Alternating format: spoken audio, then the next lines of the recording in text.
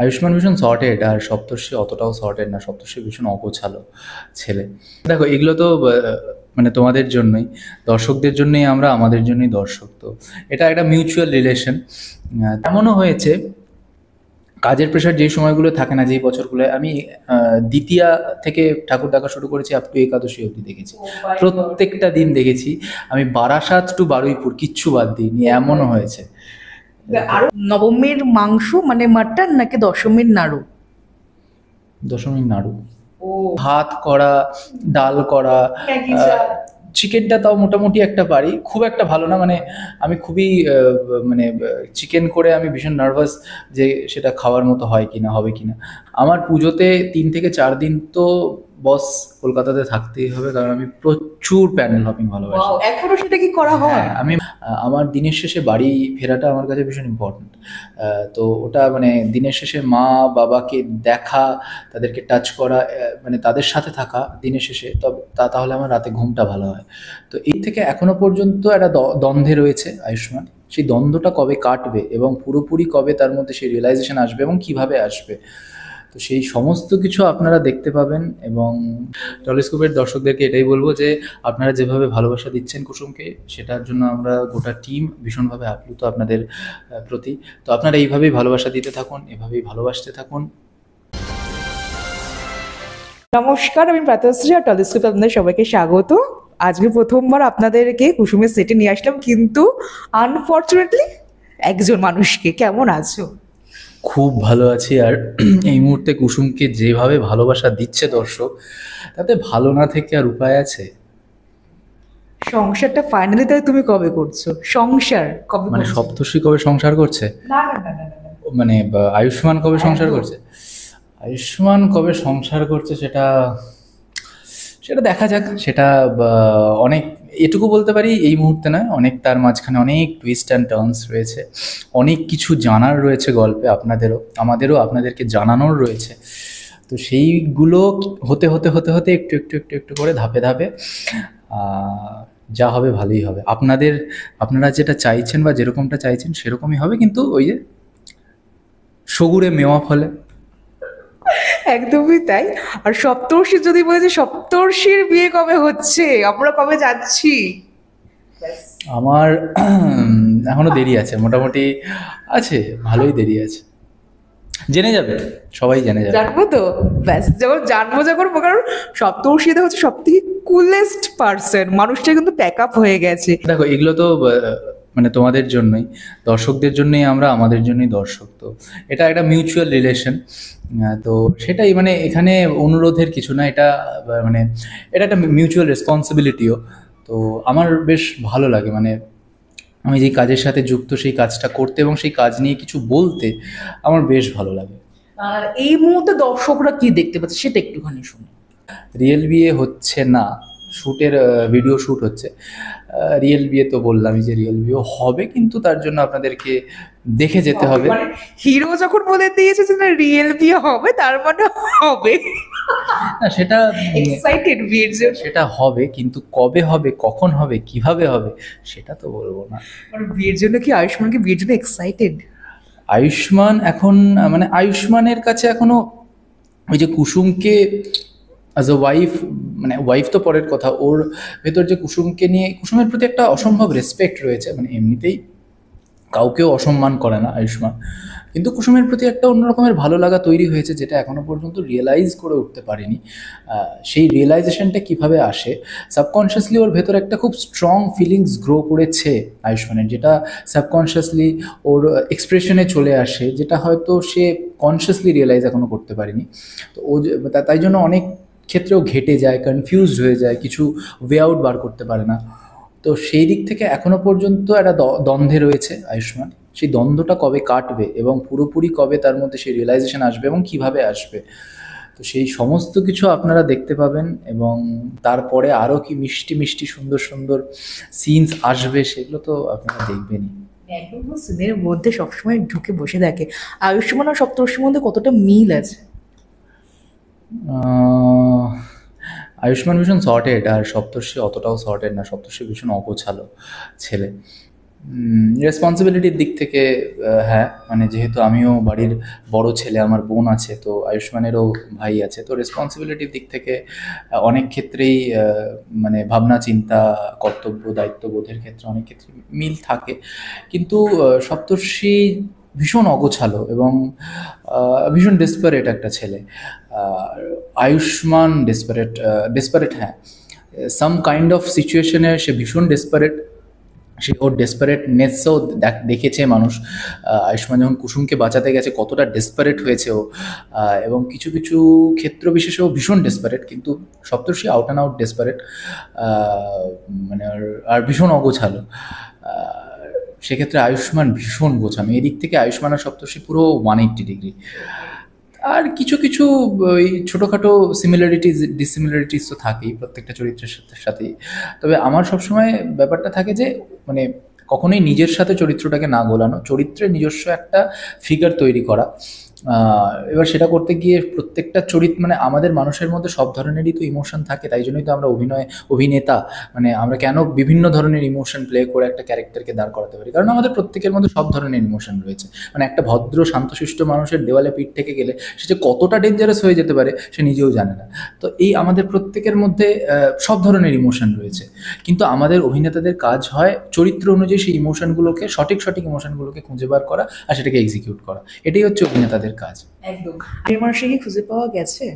আমার মনের মানুষ তো আছে। আমি তো হ্যাঁ, আমি আমি আমি তো ইন্টারভিউতে, এটা আমার মানে প্রথমবার নয়, আমি এর আগে বহুবার দিয়েছে, কিন্তু অস্বীকার করার কোনো কারণ নেই, আর আমি অস্বীকার করিও না।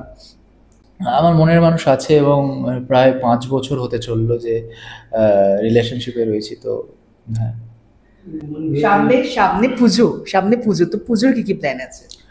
পুজোর প্ল্যান এই মুহূর্তে কিছু পুজোতে শোজ আছে, অ্যান্ড তার মাঝেই ফ্যামিলির সাথে বেরোবো, তার সাথে বেরোবো, বন্ধু বান্ধবদের সাথে বেরোবো।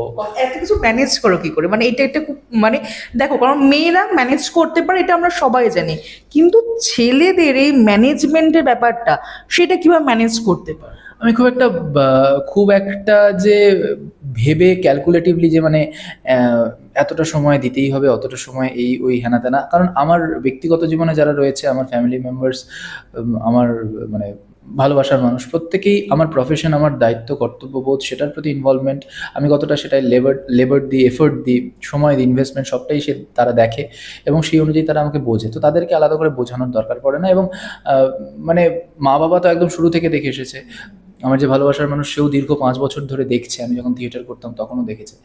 তো সে এবং ভীষণ সাপোর্টিভ, সব থেকে বড় কথা।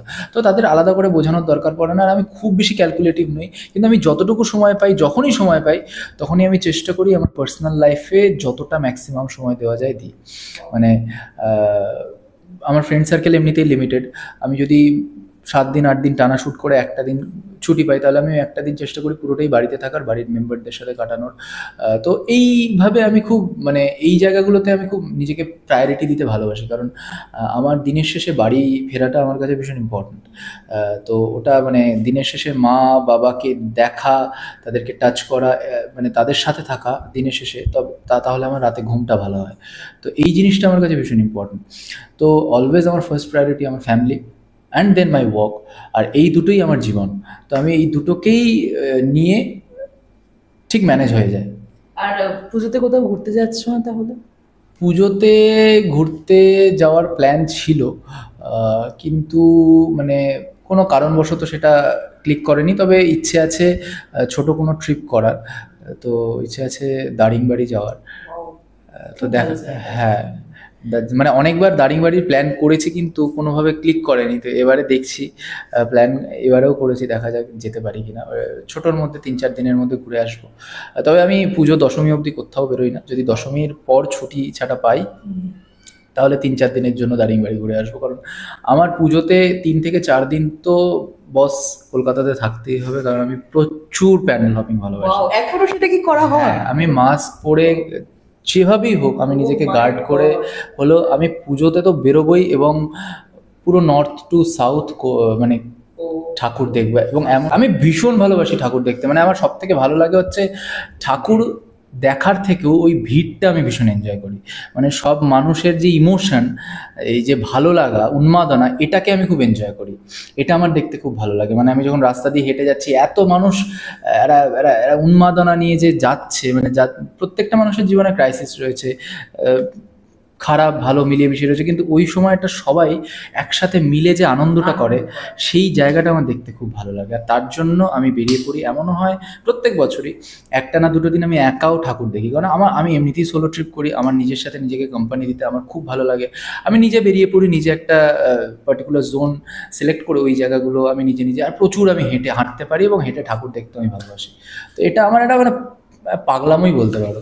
এমনও হয়েছে কাজের প্রেশার যেই সময়গুলো থাকে না, যেই বছরগুলো, আমি দ্বিতীয়া থেকে ঠাকুর দেখা শুরু করেছি, আপ টু একাদশী অবধি দেখেছি। প্রত্যেকটা দিন দেখেছি আমি, বারাসাত টু বারুইপুর কিচ্ছু বাদ দিইনি। এমনও হয়েছে। আরো অনেক জায়গায় তো খুব ভালো ভালো ঠাকুরও হয়, যেমন ধরো আমাদের বাতকুল্লা থেকে শুরু করে কল্যাণী থেকে শুরু করে সব জায়গায়। নৈহাটিও গেছি, নৈহাটি কল্যাণীও গেছি। দর্শকরা যখন তখন কিন্তু মোটামুটি একটুখানি বেরোলে, যদি চোখ দুটো যদি চেনা যায়, তাহলে মোটামুটি দেখে নিতে পারবে তোমাকে। বাট আমি খুব ডিফিকাল্ট টু রিকগনাইজ, কারণ আমি এমন ভাবে বেরোই, সেটা খুব চেনা খুব ডিফিকাল্ট। সো আর কেনাকাটা কি হয়েছে নাকি না এখনো বাকি? আমি অনলাইনে শপ করি, এবং আমার মানে সারা বছরই আমার মোটামুটি শপিং চলে কম বেশি। পুজোয় পার্টিকুলার, পুজোর জন্য শপিং ওভাবে করি না, মানে পুজোর জন্য করতে হয় তাই দুটো তিনটে শপিং, মানে ওই একটা কি বলবো ফ্লোতে করি। কিন্তু আমার হ্যাঁ, পুজোর জন্য ওটা করি, কিন্তু আমার সারা বছর মোটামুটি শপিং আমার নিজের চলে। তো সারা বছরে মোটামুটি যা কিনি তাতে পুজোয় আর দরকার পড়ে না কেনা, কিন্তু ওই আর কি। আমিও করি, ও মাঝে মাঝে আমি কাজের ব্যস্ততা থাকলে ও সিলেক্ট করে দেয় ড্রেস, যে এটা ট্রাই করে দেখতে পারিস, এরকম আমায় পাঠায়। তো মানে ও খুব আমার চয়েসগুলো বোঝে, তো খুব একটা আমায় ও পাঠায়, আর আমি ওই অনুযায়ী কেউ করে দিই, মানে বাই নাও করে দিই। সো ও অনেক সময় হেল্প করে। আমি মাঝে মাঝে ফাঁকা সময় কোনো কাজ নেই, একটু দেখছি, দেখতে দেখতে মনে হলো এটা ভালো লাগলো, আমি কিনে নিলাম। তো এইভাবে, মানে কোনো পার্টিকুলার প্ল্যানিং নেই, মনে হলো কিনে নিলাম, বা ও আমাকে বললো যে এটা কিনে নিলাম, এইভাবে। পুজোর সময় কি বা মাঝে মাঝে আমার মা বাবা কিনে আনে আমার জন্য ড্রেস, বলে যে দেখ তো এটা ভালো লেগেছে কিনা। আর আমি মানে আমার মা বাবা ও সবাই মোটামুটি আমার পছন্দ জানে, আর আমি খুব বেশি মানে ড্রেস বা পোশাক নিয়ে যেহেতু তারা আমার পছন্দটা জানে, আমাকে খুব একটা বেশি না না এটা পছন্দ হলো না বা ওটা হলো না, এই আমার খুব একটা লাগে না করতে, ওই আর কি। পুজোর সময় খাওয়া দাওয়া করা হয় না, কিন্তু ডায়েট মেনটেন করা হয়? পুজোর সময় পুরোপুরি ছিল ওই 3-4টে দিন না, সারা বছরে যতই মেনটেন করি না কেন, ওই 3-4টে দিন একটু নিজের সোলটাকে স্যাটিসফাই করাটা দরকার। নিজের পেট পুজোটা, পেটেরও তো কিছু লাগে, পেটের একটা শান্তির ব্যাপার তো আছে। সারা বছর ধরে আমি পেটকে অশান্ত করে রেখেছি, ওই 3-4টে দিন হয়তো পেটে, ওই 3-4 দিন পেট বলে যে না একটু আমার কিছু দে, 3-4টে দিন পেটের শান্তি, তার মানে মনের শান্তি। পেট বলে ঠিক আছে চলো, তার জন্য তোমাকে বাকি 360 দিন আমি ছাড় দিলাম। একদম। আর রান্না বান্না কি করা হয় নাকি না অফ ডেতে কি রান্না বান্না? আমি রান্না করতে পারি না, একদমই পারি না। আমি শুধু শেখার ইচ্ছে আছে কি? শেখার ইচ্ছে আছে, কিন্তু মানে আমি অনেকবার চেষ্টা করেছি, কিন্তু ওই টুকিটাকি আর কি, ভাত করা, ডাল করা, চিকেনটা তাও মোটামুটি একটা পারি, খুব একটা ভালো না। মানে আমি খুবই মানে চিকেন করে আমি ভীষণ নার্ভাস যে সেটা খাওয়ার মতো হয় কিনা, হবে কিনা। মোটামুটি একটা নিজের কাজ চালাও, নিজের খাওয়ার জন্য ঠিক আছে, বাট অন্যকে খাওয়ানোর জন্য একদমই না। চাটা পারি, ব্যাস এইটুকু। ম্যাগি বা স্টিম জাতীয় কিছু করার হলে ওগুলো ব্যাস। তাহলে আমরা একদিন চা খেতে যাই তোমার বাড়িতে, দেখি। চা খেতে ডেফিনেটলি এসো। চাটাই তো খাবো, আর কি খাবো? না না, চা খাওয়ার জন্য না, একদিন সময় নিয়ে এসো, একদম জমি আড্ডা দেবো। একদম, কারণ আমাদের সব থেকে সবাই আমরা যেহেতু দৌড়াচ্ছি, তো আমাদের কাছে এই সময়টা ভীষণভাবে কম, যে যেখানে কিনা একটা নিখাত আড্ডা, সেই আড্ডাটা আমাদের কোনো জায়গায় মনে হয় মিস। এখন তো নর্থ ক্যালকাটার যেই ফ্লেভার, আড্ডার ফ্লেভার, সেটা তো প্রায় উঠেই গেছে। নর্থ ক্যালকাটা, আমি ছোটোবেলায় প্রচুর আড্ডা দিয়েছি, প্রচুর বন্ধু বানানে। ফোন তো তখন আমি ক্লাস 10-11 থেকে আস্তে আস্তে ফোন আসে, ফোনের সেই চাহিদা বাড়তে থাকে। ইভেন আমি কলেজে গিয়েও খুব একটা মানে ফোন অ্যাডিক্টেড ছিলাম না, মানে এখন তো হয়ে গেছে, সবটাই পরিস্থিতির পরিপ্রেক্ষিতে। তো তখন ছোটোবেলায় খুব আড্ডা দিয়েছি, মানে বন্ধু বান্ধব মিলে ক্রিকেট খেলেছি, ডান পিটেছিলাম, গাছ থেকে ফল পেড়েছি, ছুটে বেরিয়েছি, আর দামাল দস্যু ছেলে ছিলাম। মানে আমি মারাত্মক বিচ্ছু ছিলাম, এবং ওই দস্যু ব্যাপারটা সবসময় থেকে গেছে। ওই জন্যই একটা ডেসপারেটনেস বা একটা জেদ, যেটা করতে হবে তো করতেই হবে, এই জিনিসটা থেকে গেছে। বাহ্যিক আবরণটা একটু মানে একটা শিথিলতা এসেছে, কিন্তু ভিতরের সেই দামাল দস্যু ছেলেটা রয়েছে। মানে ছাড়া পেলে সেই ছাড়া পেলে আমি ভীষণ, মানে আমি নিজে ভীষণ নিজের লাইফকে এক্সপ্লোর করতে ভালোবাসি। পুজোর সময় ইন্ডিয়ান নাকি ওয়েস্টার্ন? মুডের উপর ডিপেন্ড করছে। পুজোর সময় প্যান্ডেল হপিং নাকি বাড়িতে বসে বন্ধুদের সাথে আড্ডা? দুটোই, দুটোই। আমি তো একটা দিন তো রাখি বন্ধুদের সাথে আড্ডা দেওয়ার, ওটা প্রত্যেক বছর থাকে, বছরও থাকবে। তো আড্ডাটা দরকার, ভীষণ দরকার, কারণ এখন আমাদের বন্ধুর সার্কেলও প্রত্যেকেই ব্যস্ত। তো এই পুজোর মধ্যে একটা এমন একটা ফেস্টিভ্যাল যেখানে আমরা সবাই মিলিত হই, যেরকমটা বললাম। তো একটা দিন পুজোয় বন্ধুদের সাথে আড্ডা দেওয়া দরকার। বন্ধুদের সাথে আড্ডাও দেবো, আড্ডা দিয়ে তারপরে ওদের সাথেই বেরিয়ে যাবো ঠাকুর দেখতে। খুব সুন্দর। নবমীর মাংস মানে মাটন নাকি দশমীর নাড়ু? দশমীর নাড়ু। ও মাই গড! পুজোর সময় দশমীতে কি সিঁদুর খেলা হয় নাকি না হয় না? হ্যাঁ, হয় হয় হয়। সিঁদুর খেলা নাকি ধুনুচি নাচ কোনটা? ধনুচি। আচ্ছা, মানে সিঁদুর খেলে ধুনুচি নাচ সেটাও কিন্তু হতে পারে। সিঁদুর খেলে ধনুচি নাচ। ওকে, ঠিক আছে। পুরো প্যাক আপ হয়ে গেছে, আজকে আমরা এই পর্যন্তই রাখি।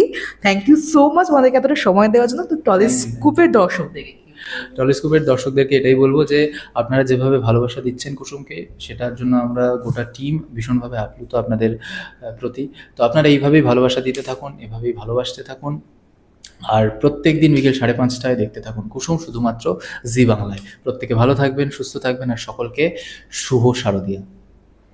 Thank you so much. আর এখন আর এক্সক্লুসিভ আড্ডা দেখতে হলে অবশ্যই চোখ রাখতেই হবে টলিস্কোপের পর্দায়। আমাদের ভিডিও ভালো লাগলে লাইক এবং শেয়ার করুন, কমেন্ট সেকশনে গিয়ে জানান আপনাদের মতামত। কোথায় থেকে দেখছেন সেটাও আমাদের জানাবেন, তাহলে আমরা বুঝতে পারবো কত দূর আমরা পৌঁছতে পারলাম। আরও ভিডিও পেতে আমাদের চ্যানেলটি সাবস্ক্রাইব করুন এবং প্রতি মুহূর্তে আপডেট পেতে প্রেস করুন পাশে থাকা বেল আইকন।